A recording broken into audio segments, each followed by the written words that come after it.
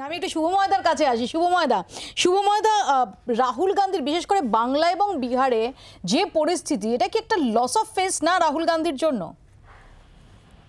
দেখুন, আমরা তো সাধারণভাবে সবসময় একটা বিরোধীদের পক্ষে কথা বলার চেষ্টা করি, ফলে সাধারণভাবে মতটা যাওয়া উচিত বিজেপি এবং তৃণমূলের বিরুদ্ধে। কেন্দ্রে এবং রাজ্যে তারা ক্ষমতায় আছেন, কিন্তু অন্তত আজকের দিনে চন্দনদা এবং সুভাষিস বাবুর যুক্তিগুলো আমার কাছে খুব দৃঢ় বলে মনে হলো না। আর আপনি বারবার যে অলিভ শাখার কথা বলছেন, আমি তো তার বদলে বিছুটি পাতা দেখতে পাচ্ছি। অর্থাৎ এই যে ইন্ডিয়া জোটের মধ্যে যে ঘটনাটা ঘটছে, সেটা হচ্ছে একজন আরেকজনকে বিরক্ত করছেন আর কি।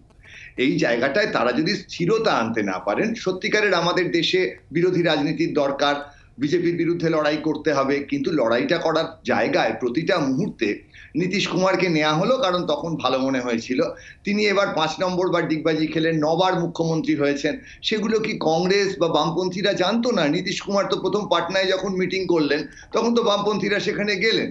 সুভাষিস দা খুব পরিষ্কারভাবে বললেন যে তৃণমূল কংগ্রেসের বিরুদ্ধে তারা দুর্নীতির অভিযোগ আনছেন। তাহলে তারা যখন দুর্নীতির অভিযোগ আনছেন, তখন তাদের তো কেন্দ্রে যারা আসছেন তাদেরকে তো বলতে হবে রাহুল গান্ধীকে যে তৃণমূল ভীষণ দুর্নীতিগ্রস্ত, তাদের সঙ্গে জোট করা যাবে না। অর্থাৎ রাজনৈতিকভাবে তাদের যে এই দোদুল্যমানতা, এই জায়গা থেকে তারা না বেরোতে পারলে, সত্যি তো রাহুল গান্ধী চেষ্টা করছেন, দক্ষিণ থেকে উত্তরে পথ হেঁটেছেন, 2টি রাজ্যে তার ফলও মিলেছে, কর্ণাটক এবং তেলেঙ্গানা। রাহুল গান্ধী নিজে ঠিক করেছেন যে তিনি হিন্দি হার্টল্যান্ডে তিনি হাঁটবেন না, ফলে মধ্যপ্রদেশ, রাজস্থান, ছত্তিশগড়ে তিনি ভোটের আগে হাঁটার সময় পাননি। আজকে তিনি ঠিক করেছেন যে পূর্ব থেকে পশ্চিমে হাঁটবেন। সত্যি বিজেপি বাধা দেওয়ার চেষ্টা করছে।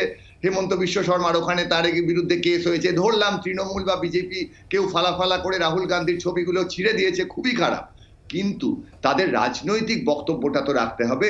রাহুল গান্ধী বলে গেলেন যে পশ্চিমবঙ্গের মানুষের কাছ থেকে উনি আশা দেখতে চান। একই রকম ঠিকই পশ্চিমবঙ্গের 42টা আসনই না হয় বিজেপি বিরোধীরা পেয়ে গেল, কিন্তু বাকি যে 501টা আসন, তার মধ্যে অর্ধেক 250, রাহুল গান্ধী কি ভারতবর্ষে বাকি 100টি কেন্দ্রে কংগ্রেসকে জেতাতে পারবেন? এই বক্তব্যগুলো পরিষ্কার নয়। বামপন্থীদের সঙ্গে জোটটা অন্তত কিছুটা স্পষ্ট হয়েছে। সেলিম বাবু, সুজন বাবু যাবে বলেছেন, বাকি সবটুকুই কিন্তু একেবারে শীতের সকালের ধোঁয়াশার মতন। বাংলার আওয়াজ, বাঙালির আবেগ, জি 24 ঘন্টা।